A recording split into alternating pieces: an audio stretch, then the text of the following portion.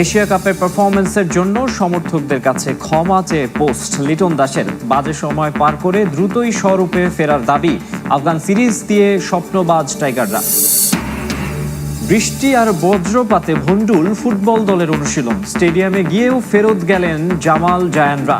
হংকংকে হারিয়ে এশিয়া কাপে কোয়ালিফাই করার স্বপ্নে বুঁদ ফুটবলাররা।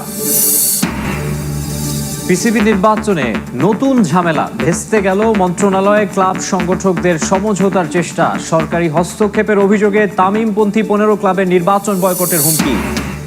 ফারুক আহমেদের রিটে বিসিবি নির্বাচন থেকে 15 ক্লাবকে বিরত রাখার নির্দেশ হাইকোর্টের। বাতিল হওয়া 3 মনোনয়নপত্রের দুটিকেই বৈধ বলে জানালো নির্বাচন কমিশন। এশিয়া কাপে সমর্থকদের প্রত্যাশা পূরণ করতে না পারায় দুঃখ প্রকাশ করেছেন টাইগারদের নিয়মিত অধিনায়ক লিটন দাস। ফাইনালে ওঠার সুবর্ণ একটা সুযোগ পেয়েছিল দল, কিন্তু সুপার 4-এ শেষ 2 ম্যাচে হেরেছে বাংলাদেশ। ভারত ও পাকিস্তানের বিপক্ষে সতীর্থদের পারফরমেন্স নিয়ে হতাশ লিটন। এদিকে এর মাঝেই আফগানিস্তানের বিপক্ষে হোয়াইট বল সিরিজের জন্য প্রস্তুতি চালিয়ে যাচ্ছে টাইগাররা। শারজায় 3 ম্যাচ টি-20 সিরিজ মাঠে গড়াবে 2 অক্টোবর। ক্রিকেট বোর্ড নির্বাচনের ডামাডোলে আড়ালেই চলে গেছে জাতীয় দলের এশিয়া কাপ নিয়ে আলোচনা। ফাইনালে ওঠার মোক্ষম সুযোগ কেন হেলায় হারালো দল, ঘাটতি ছিল কোথায়, এসব নিয়ে কাটাছেড়াই তো এখন স্বাভাবিক। কিন্তু সবাই যেন বেমালুম ভুলতে বসেছে আরও এক ইভেন্ট খালি হাতে শেষ করেছে বাংলাদেশ ক্রিকেট দল। লেখা হয়েছে ব্যর্থতার গল্প। ব্যর্থ শব্দটায় আপত্তি থাকতে পারে সংশ্লিষ্ট অনেকের। যাদের নিয়ে উচ্চাশা ছিল না তারাই তো আফগানিস্তান শ্রীলঙ্কার মতো দলকে হারিয়েছে। গ্রুপ পর্ব পেরিয়ে উঠেছে সুপার 4-এ, সম্ভাবনা তৈরি করেছে ফাইনালে খেলার। তাই নিজেদের সফল দাবি করতে পারেন কেউ কেউ, কিন্তু চ্যাম্পিয়ন হওয়ার স্বপ্ন দেখিয়ে যাওয়া দলের পারফরমেন্সকে আহামরি বলার সুযোগ কি আছে? ভারতের বিপক্ষে পাওয়ার প্লের বোলিং নিয়ে সমালোচনা রয়েছে, তবে সবচেয়ে বেশি আফসোস পাকিস্তানের বিপক্ষে 136 রান তাড়া করে জিততে পারেনি বাংলাদেশ দল। কাণ্ডজ্ঞানহীন ব্যাটিংয়ে ডুবিয়েছে হাতে থাকা ম্যাচ। ভারত ও পাকিস্তানের বিপক্ষে ম্যাচে খেলা হয়নি নিয়মিত অধিনায়ক লিটন দাসের। ইনজুরিতে পড়ায় ডাগআউটে বসেই দেখেছেন জাকের আলীর নেতৃত্বে দলের ধরাশায়ী হওয়া। বড় গলায় শিরোপা জয়ের লক্ষ্যের কথা বলেও প্রত্যাশা পূরণে ব্যর্থ হওয়ায় সামাজিক যোগাযোগ মাধ্যমে সমর্থকদের কাছে দুঃখ প্রকাশ করেছেন। শিগগিরই ইউএইর বিমান ধরার কথা তাদের। ফুটবলের খবর। বৃষ্টির কারণে ভেস্তে গেল প্রথম দিনের অনুশীলন। হংকং ম্যাচ সামনে রেখে অনুশীলনের জন্য ফুটবলাররা স্টেডিয়ামে গেলেও প্রচণ্ড বৃষ্টি আর ভয়াবহ বজ্রপাতের কারণে মাঠ ছেড়ে উঠে যান তারা। এর আগে ম্যাচ নিয়ে লক্ষ্যের কথা জানান ফুটবলাররা। এশিয়ান কাপে কোয়ালিফাই করার যে ন্যূনতম সম্ভাবনা রয়েছে, ঘরের মাঠে হংকং চায়নাকে হারিয়ে তা বাঁচিয়ে রাখতে চান কাবরেরার শিষ্যরা। হামজা ফাহমেদুলের পর জাতীয় ফুটবলের স্পটলাইটে জায়ান আহমেদ। জাতীয় দলের প্র্যাকটিস জার্সি গায়ে চাপিয়ে অনুশীলনের প্রথম দিনটাতেও তার সঙ্গে ইতালিয়ান প্রবাসী। সকালেই ঢাকায় পা রেখেছেন ফাহমেদুল। ঘণ্টা কয়েক বিশ্রাম নিয়েই অনুশীলনে তিনি।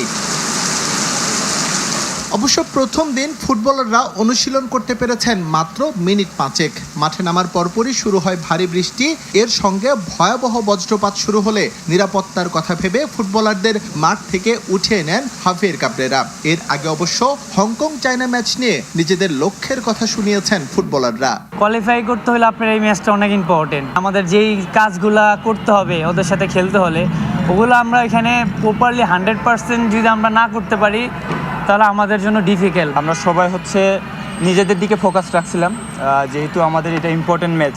তো আমরা এখন আমাদের যেটুকু আমাদের হাতে সময় আছে ওইটুকুতে আমাদের নিজেদেরকে ঝালিয়ে নিয়ে আমাদের বেস্টটুকু দিতে চাই।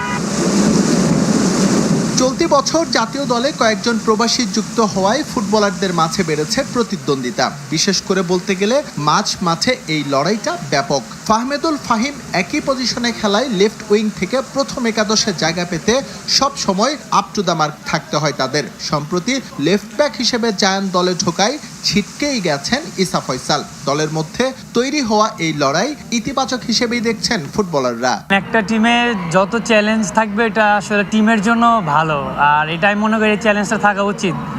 আর এটা আমরা পার্সোনালি নিচ্ছি না যে প্লেয়ার টিমের মধ্যে একটা পজিশনে 2টা 3টা 4টা প্লেয়ার, সো এটা আমরা ইন্ডিভিজুয়ালভাবে নিচ্ছি না, এটা টিম হিসাবে আমরা পাওয়ার হিসাবেই নিচ্ছি।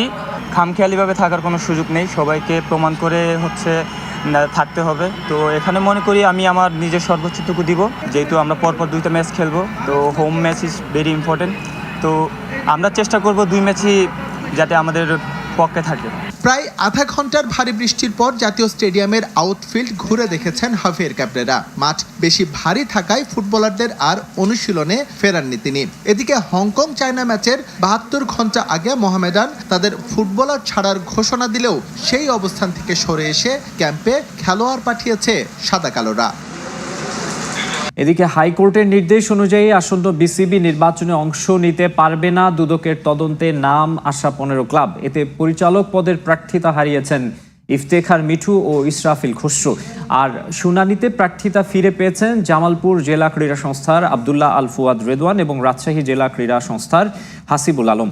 শুনানিতে ফুয়াদ প্রার্থিতা ফেরত পাওয়ায় সরাসরি নির্বাচিত হওয়ার সুযোগ পাচ্ছেন না আমিনুল ইসলাম বুলবুল এবং নাজমুল আবেদিন ফাহিম। উত্তাপ, নাটকীয়তা, সমঝোতা, আসন্ন বিসিবি নির্বাচনকে এই শব্দগুলো দিয়ে আখ্যা দিলেও ভুল হবে না। ক্রিকেট বোর্ড পরিচালনা পর্ষদ নির্বাচনের প্রতিটি ধাপ যেন রহস্যময়।